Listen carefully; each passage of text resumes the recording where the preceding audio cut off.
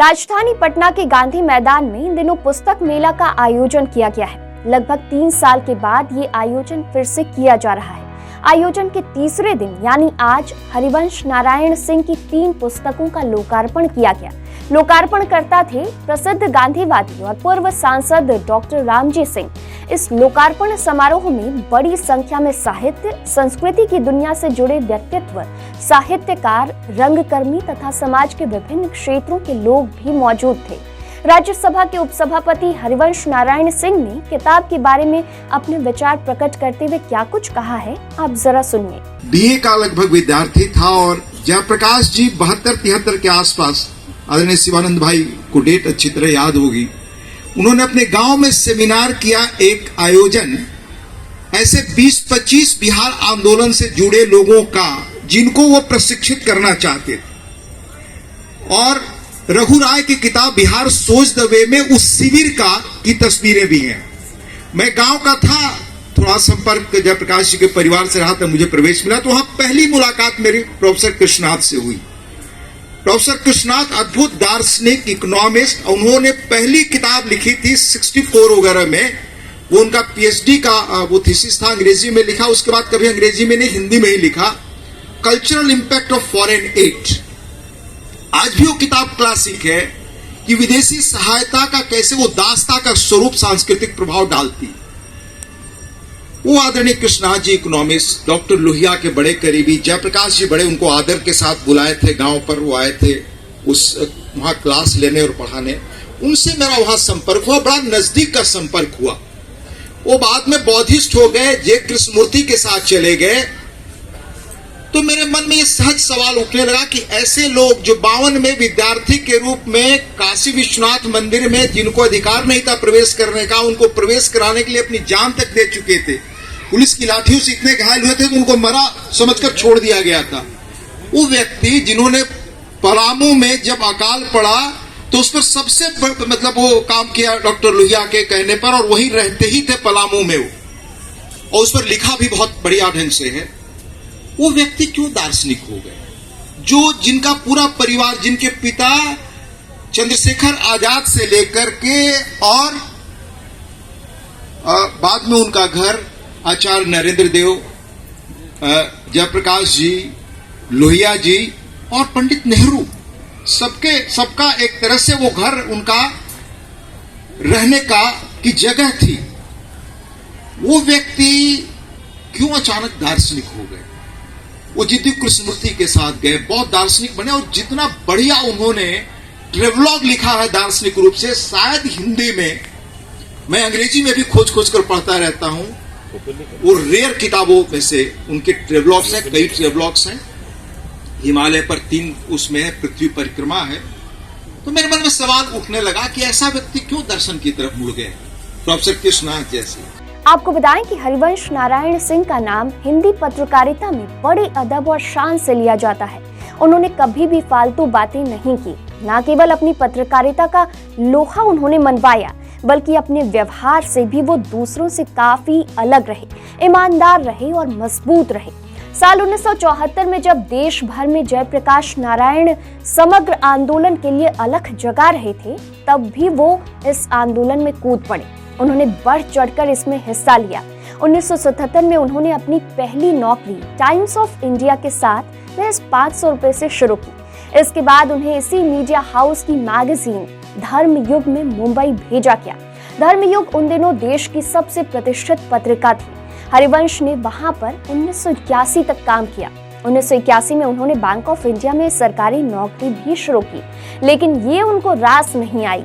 4 साल ये नौकरी करने के बाद वो कोलकाता के अमृत बाजार पत्रिका अखबार का प्रकाशन करने वाले मीडिया हाउस से जुड़े, जो हिंदी में नई पत्रिका रविवार का प्रकाशन करने जा रहा था। यहाँ वो असिस्टेंट एडिटर के पद पर काम करने लगे।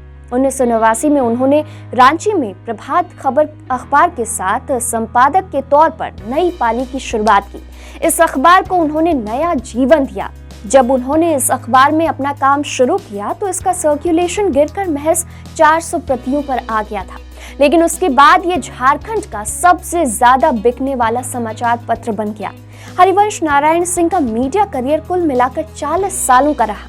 इस दौरान उन्होंने ग्रामीण पत्रकारिता को अगर पर्याप्त जगह दी तो चारा घोटाला को सबसे पहले उजागर करने वाले अखबार भी बने। जेडीयू ने उन्हें 2014 में पहली बार राज्यसभा में भेजा।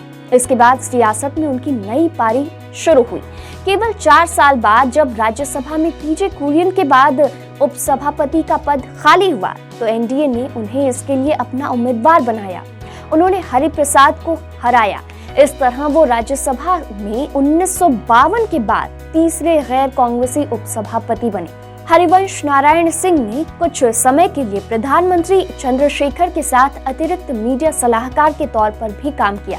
चंद्रशेखर की सरकार केवल 8 महीने ही चल पाई और उसके साथ ही उनकी ये पारी भी खत्म हो गई। वो आदमी क्यों अंततः राजनीति से अध्यात्म की ओर चले गए, बिहार से जुड़े। अच्युत पटवर्धन हमारे आदरणीय शिवानंद भाई उनके बारे में बहुत जानते होंगे। अच्युत पटवर्धन ये सब लीजेंड्स थे। उसके पहले महर्षि अरविंद वहां पांडिचेरी में बार बार आना जाना रहा है और ऐसे अनेक लोग। और बाद के दिनों में मुझे एक व्यक्ति से मुलाकात हुई जिन्होंने अपना परिचय देना और बाहर कहना तो बिल्कुल मुझे मना किया, मुनासिब नहीं समझा। वो पंडित रामनंदन मिश्र के पुत्र, चौथे डॉक्टर थे, उनके साथ आजीवन रहे। और वो इतने बड़े परिवार में जन्मा व्यक्ति, जिसका काशी नरेश परिवार में रिश्ता था, जिस व्यक्ति ने समाजवादी आंदोलन और गांधी के साथ न जाने कितनी कुर्बानियां दी, आज लोग कम जानते। सब कुछ छोड़कर अपना बैंक बैलेंस तक नहीं, वह एक जंगल नुमा जगह में रहते हैं बिल्कुल सामान्य व्यक्ति की तरह। और जो आसपास के लोग हैं उनसे बात करना, उनके जीवन में परिवर्तन आए, यह कोशिश करना उसी स्तर पर और बिना प्रचार प्रसार के। तो इन चीजों ने मुझे जीवन में बड़ा आकर्षित किया। और मैं कलकत्ता में भी काम करता था और मेरा आना जाना दक्षिणेश्वर शुरू हुआ। कृष्णनाथ जी एक बार वहां गए तो उन्होंने कहा कि हम दक्षिणेश्वर जाना चाहते हैं। एक व्यक्ति से कहा, एक बड़े लेखक जो अभी जीवित हैं, उनको पद्मश्री मिला है, कि हम लोगों ने अपने युवा दिनों में बहुत चीजों के बारे में बहुत गहराई से नहीं समझा, तो बहुत खोया है, ऐसा लगता है, मैं वहां जाना चाहता हूं। तो गए और मैं जो पढ़ करके जो समझ में आया कि रामकृष्ण परमहंस और विवेकानंद न होते भारत में वो चेतना का आंदोलन न पैदा हुआ होता जो हुआ। तो वो एक लंबी लेगेसी है। और जिस व्यक्ति ने रामकृष्ण परमहंस अपढ़ थे, पर उनकी लेगेसी पर जिस व्यक्ति ने किताब लिखी, मास्टर एम करके रामकृष्ण वचनावली, 5 खंडों में बंगला में है, हिंदी अंग्रेजी में भी 2 खंडों में उपलब्ध है। वो एम करके सिर्फ लिखा है। उनको मास्टर एम के रूप में लोग जानते, तो प्राध्यापक, उन्होंने अपना कहीं परिचय नहीं दिया। जैसे हमारे उपनिषदों को लेखक ने किसी ने परिचय नहीं दिया, अपना लेखक का नाम नहीं लिखा।